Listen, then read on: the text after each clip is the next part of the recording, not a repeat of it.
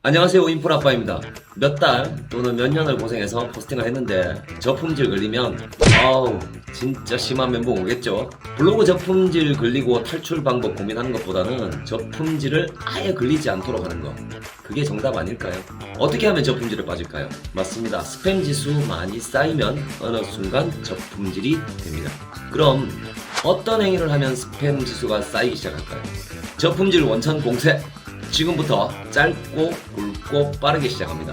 여러분의 구독과 알림 설정은 제게 큰 힘이 됩니다.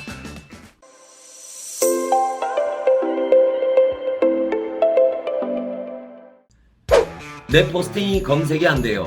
아무리 잘 적어도 상단 노출이 안 돼요. 방문자가 갑자기 확 줄었어요. 네, 맞습니다. 블로그가 무슨 길로 간 겁니다. 블로그가 안드로메다 간 겁니다. 이런 저품질을 누가 만든 걸까요? 네이버가 만들었을까요? 아니요. 안타깝지만 자기가 자기 무덤을 스스로 판 겁니다.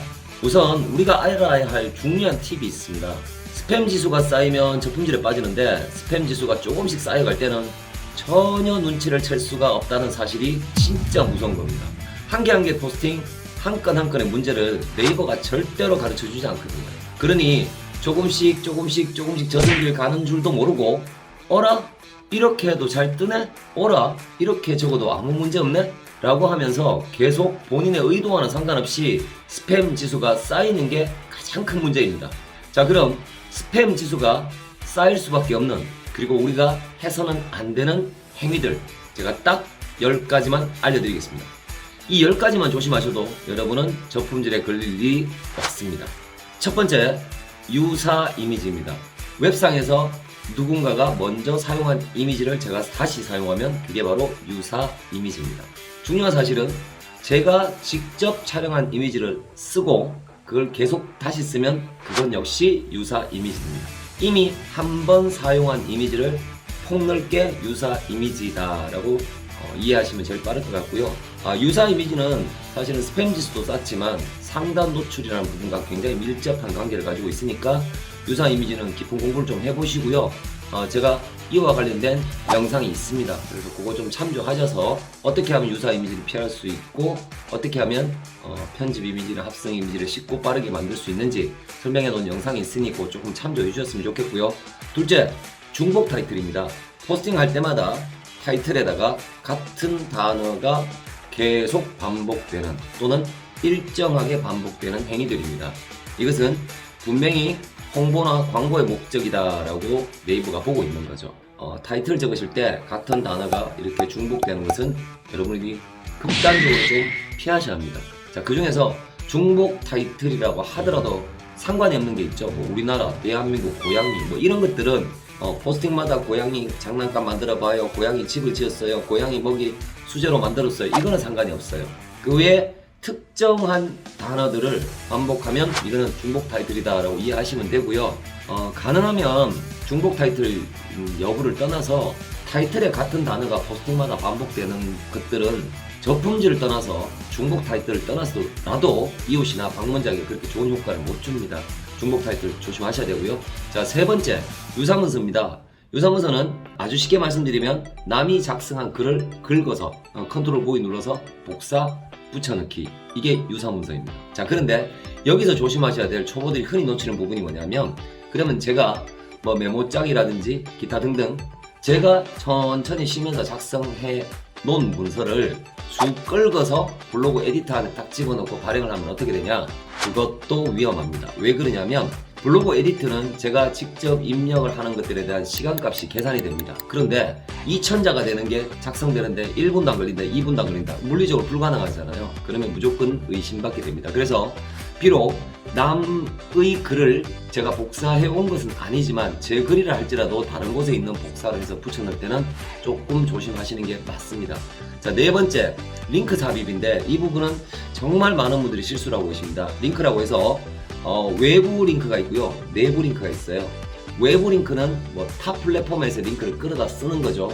예를 들어서 뭐 쿠팡이라든지 뭐 이런 것들 말이죠. 그런데 링크를 끌어다가 내 포스팅 안에 집어넣는 것, 그걸 외부 링크라고 하고요. 내 블로그라든지 또는 다른 사람 블로그라든지 또는 네이버 안에서 또는 내 블로그 안에서 이렇게 링크를 걸어놓은 걸 내부 링크라고 하는데요. 외부 링크, 내부 링크 둘 다 무조건 링크는 넣지 마십시오. 제가 이 부분을 설명드리려면 정말 길고 깊은 이야기 나오는데 그냥 제 말을 믿으시면 됩니다. 링크는 네이버 안에서 돌아다니는 링크이든 전혀 다른 플랫폼이나 다른 검색 엔진 링크이든 링크는 무조건 삽입하지 않는다. 이거 자꾸 삽입하면 저분율 됩니다. 자, 다섯 번째. 내가 쓴 글이 별로 마음에 안 들어요. 틀린 것도 많이 보여요. 좀 고쳤으면 좋겠어요. 더 잘 듣고 싶어요. 그런 마음에서 어떤 분들은 수정도 많이 하시고요. 때로는 삭제도 하시고 비공개로 돌리기도 하십니다. 이거 하지 마십시오. 물론 지금부터 말씀드리는 모든 10가지 저품질 원인들은 한 번, 두 번 한다고 문제가 생기지 않습니다. 하지만 이런 것들이 자꾸 쌓여 나가다가 어느 순간 저품질에 걸린다라고 제가 꼭 명심하시라고 부탁을 드리고 싶어요.